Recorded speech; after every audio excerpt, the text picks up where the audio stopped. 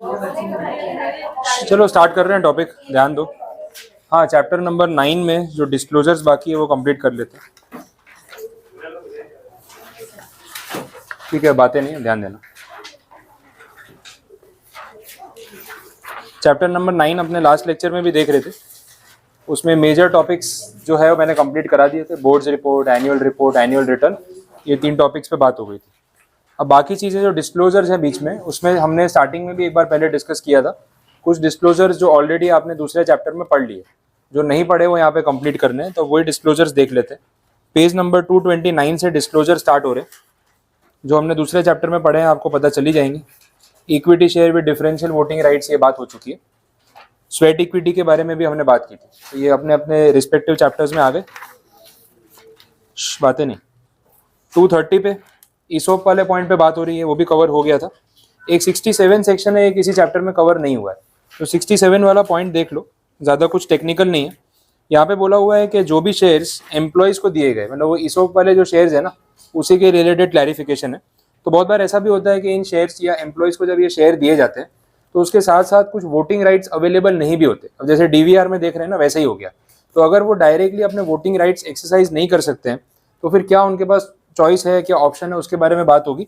और अगर ऐसा हो रहा है ना, तो इसका डिस्क्लोजर बोर्ड ऑफ डायरेक्टर्स की रिपोर्ट में होना चाहिए कि कौन कौन से वो एम्प्लॉयज़ हैं जिन्होंने अपने वोटिंग राइट्स को डायरेक्टली एक्सरसाइज नहीं किया, एंड रिमेनिंग डिटेल्स मेंशन करनी पड़ेगी। तो पॉइंट वाइज देखते हैं उसके अंदर क्या बोला। सेक्शन 67 सबसेक्शन 3 उसका प्रोविजो है, और उसके साथ साथ रूल का रेफरेंस भी आपको दिया हुआ है। बोला where the voting rights are not exercised directly by the employees in respect of shares to which the scheme for provision of money for purchase of or subscription for shares by employees or by trustees for the benefit of employee relates, the board of director shall disclose in the board's report for the relevant year the following information, the following details: the name of the employees who have not exercised the voting rights directly, reason for the same, name of the person who is exercising such right, number of shares held, the date of the general meeting, the resolutions on which the vote have been casted, percentage of such voting power, whether the votes were cast in favor or against the resolution। Simple condition हो गई। ये सारा declaration board report में होना चाहिए, इससे ऊपर किसी पॉइंट पे बात नहीं कर रहे। नेक्स्ट देख लेते हैं। अगला जो पॉइंट है कंसोलिडेटेड फाइनेंशियल स्टेटमेंट वाला, वो अपने बात कर चुके हैं चैप्टर नंबर 8 में, अकाउंट्स वाले में, वो मैं रिपीट नहीं कर रहा हूँ। नेक्स्ट 131 भी उसी का पार्ट था। 135 CSR में देख लिया, इंडिपेंडेंट डायरेक्टर वाला पॉइंट कंप्लीट है। पेज 232 पे जितने पॉइंट्स है वो भी रेलिवेंट चैप्टर्स में कवर हो गए। पेज 233 पे आ जाओ। एक सेक्शन 197 सबसेक्शन 12 का रेफरेंस है। This is disclosure pertaining to the remuneration of directors and employees.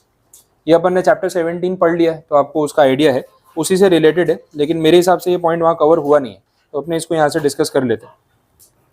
197 subsection 12 और साथ में रूल 5। बोर्ड्स रिपोर्ट में लिस्टेड कंपनी में क्या क्या डिटेल्स मेंशन करनी पड़ेंगी।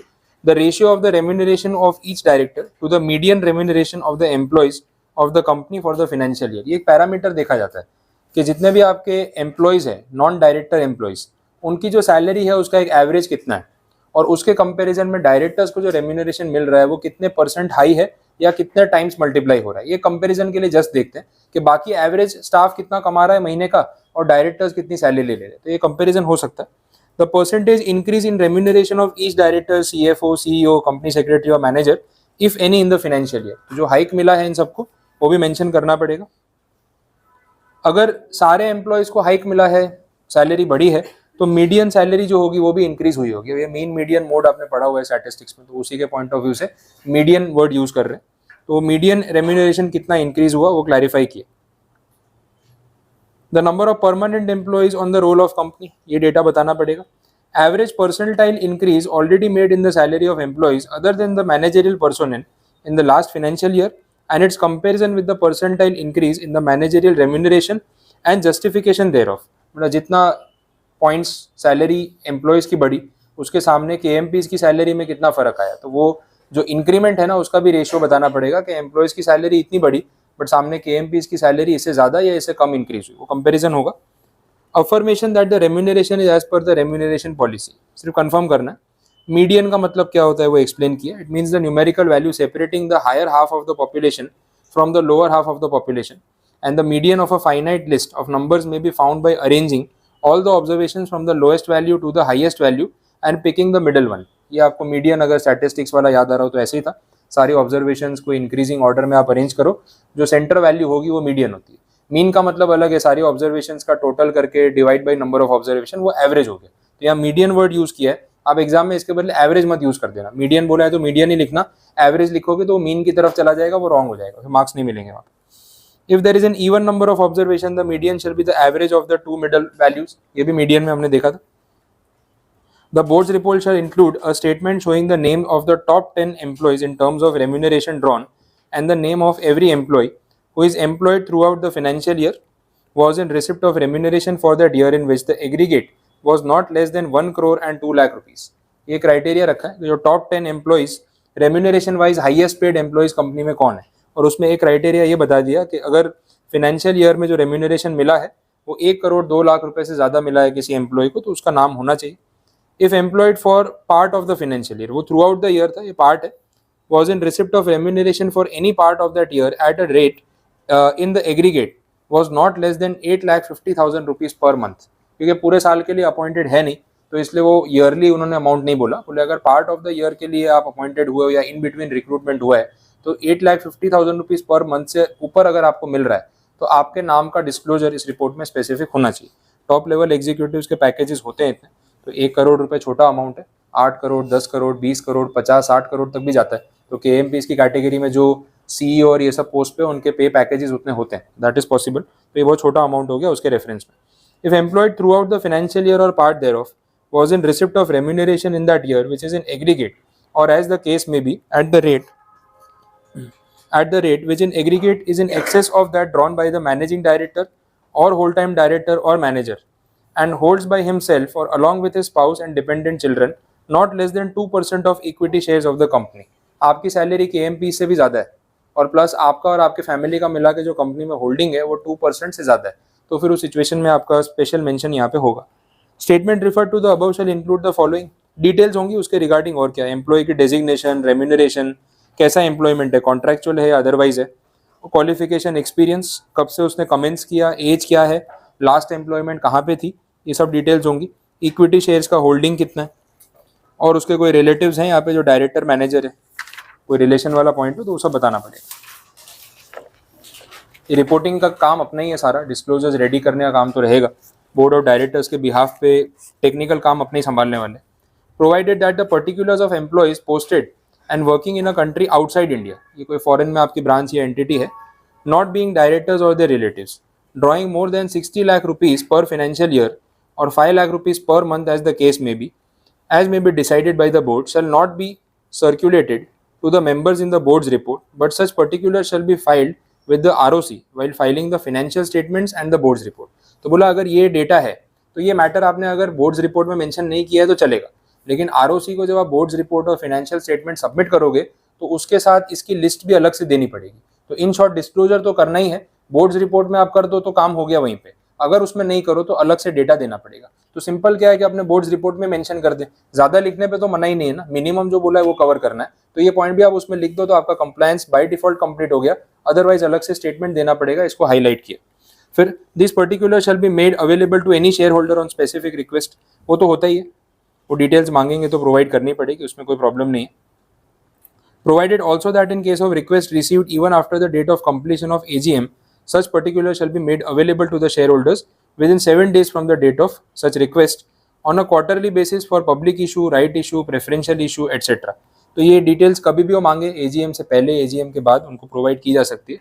ओनर्स को तो किस बेस पे डिनाई करेंगे, इम्प्लाइड हो गए। कुछ डेविएशंस दिख रहे हैं उसके अंदर, जो कुछ भी है सब कुछ क्लियर कर देंगे। कैटेगरी वाइज वेरिएशंस डेटा में जो भी रहेंगे सब बताएंगे, तो इन डेप्थ आपको डिटेल्स मिल जाएंगी। इसके बाद जो बाकी का प्रोविजन है, ये सेक्सुअल हैरेसमेंट एक्ट वाला जो हमने देखा था वो कवर हो चुका है अपना SBEC में, तो वहाँ पे ही बातें हो रही थी, उसके बेस पे आप ये पढ़ोगे तो भी क्लियर हो जाएगा। बोर्ड्स रिपोर्ट के अप्रूवल की बात कर रहे हैं, तो इसमें बोला कि ये मीटिंग करके आपको अप्रूवल करवाना पड़ेगा, ठीक है, और मीटिंग में वीडियो कॉन्फ्रेंसिंग या अदर विजुअल मीन्स चलेंगे या नहीं चलेंगे, नॉट बी डेल्थ बोला है ना, बट इसमें एक चेंज आया था, अपने कंपनी लॉ में पढ़ रहे थे ना वर्चुअल वाले में, तो अब तो ये अलाउ कर दिया है, तो ये रूल 4 अब पुराना हो गया, तो इसको अपने को हटा देना चाहिए। एक बार टैली कर लेते ना, वर्चुअल मीटिंग वाले चैप्टर में था ना ये पॉइंट। क्योंकि अगर यही एंट्री है तो फिर यहाँ से उसको कट कर देता है, कॉन्ट्राडिक्ट करेगा, फिर कन्फ्यूजन होगा।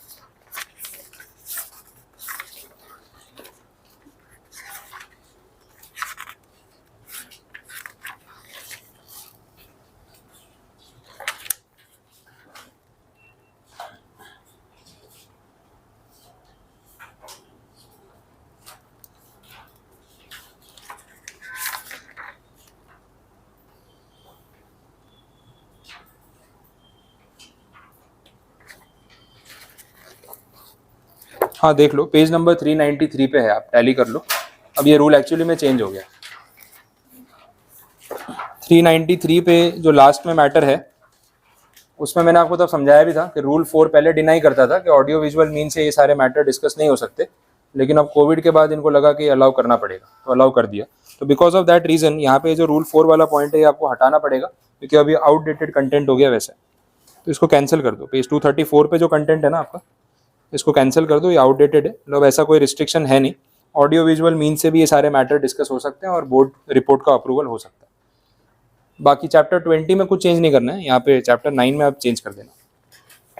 डन, समझ आ गया ये? चलो, बोर्ड्स रिपोर्ट पे साइन करने की बात हो रही है, ये सब मैटर डिस्कस हो चुके हैं। Circulation of the boards report वो तो होने ही वाला है। मेंबर्स का राइट होगा फाइनेंशियल स्टेटमेंट की कॉपी मांगना, बोर्ड्स रिपोर्ट की कॉपी मांगना, तो वो भी उनको अलाउ करेंगे। Filing of the boards report, ये प्रोसीजर आ गया। बोर्ड्स की रिपोर्ट कहाँ पे फाइल करनी पड़ेगी? आरओसी के पास।